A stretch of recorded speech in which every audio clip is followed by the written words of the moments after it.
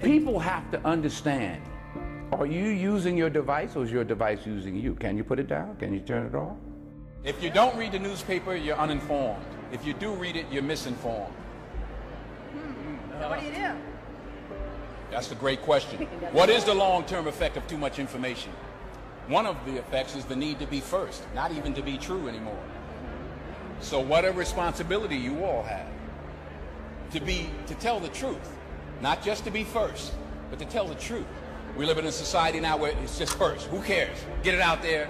We don't care who it hurts. We don't care who we destroy. We don't care if it's true. Just say it, sell it. And for the international order that we have worked for generations to build. Ordinary men and women are too small-minded to govern their own affairs. That order and progress can only come when individuals surrender their rights to an all-powerful sovereign.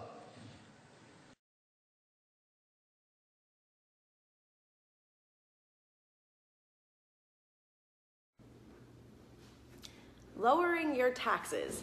That's something that every leader in this country should be focused on right now, given the fact that we're entering into an unstable trade negotiation with the United States. Every leader in this country should be focused on how to make Canada more competitive. Today, I read something that really excited me, and that was the first thing that Premier-elect Ford is going to do upon being sworn in is eliminate the carbon tax and any other policy with regard to carbon pricing that doesn't work and makes Ontario less competitive. Now, I think this is really interesting because Justin Trudeau, our Prime Minister, is currently in a trade negotiation with the United States that's going less than spectacularly. And over the last 2 years, we've watched the Americans make a lot of decisions to lower taxes, to lower regulatory burden, while Justin Trudeau has done the opposite. He's changed the rules for regulatory assessments or environmental assessments for natural resource projects. He's put in place the carbon tax, payroll taxes, raised taxes on small businesses. So while the United States is becoming more of a stable, more of a competitive place for businesses to invest, Justin Trudeau has taken us in the opposite direction, right?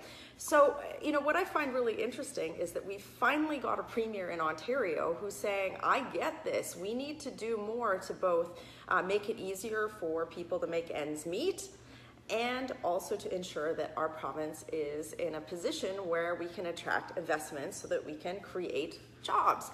Now, you know, what I find is really interesting is some of you guys have been watching the fact that there's been a lot of chat about these tariffs that the Americans are proposing and what's going to happen in the auto sector and in the manufacturing sector in Ontario.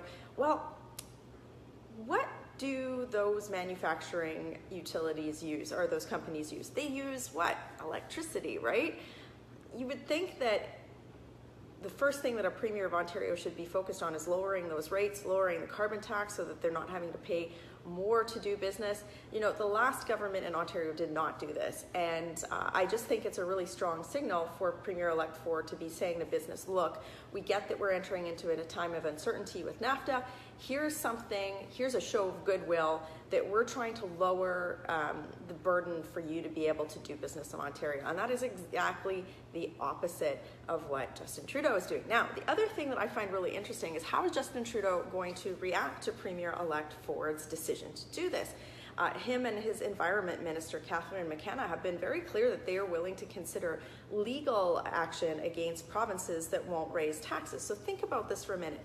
In saying that, Justin Trudeau has said that he is willing to use your tax dollars, which we don't have because he's in a huge deficit situation. So he's willing to go into debt with your tax dollars so that you will pay more taxes. Like, can you imagine that? He would use your tax dollars to sue you so that you would have to pay more tax. And that's the situation that we're looking at in Ontario. We're looking at that with Premier Scott Moe in Saskatchewan, who has been adamant and saying, I will not raise this tax on the people that I represent.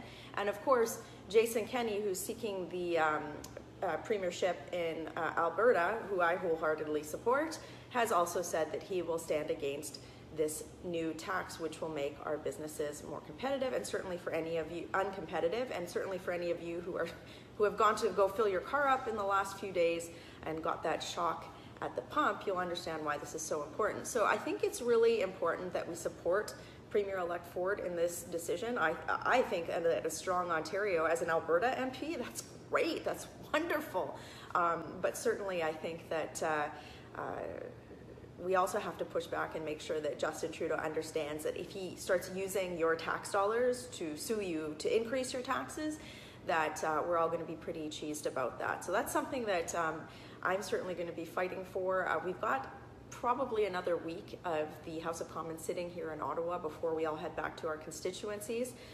This week is going to again be really focused on the fact that the government refuses to release the secret documents that show exactly how much the carbon tax is going to cost each and every one of you.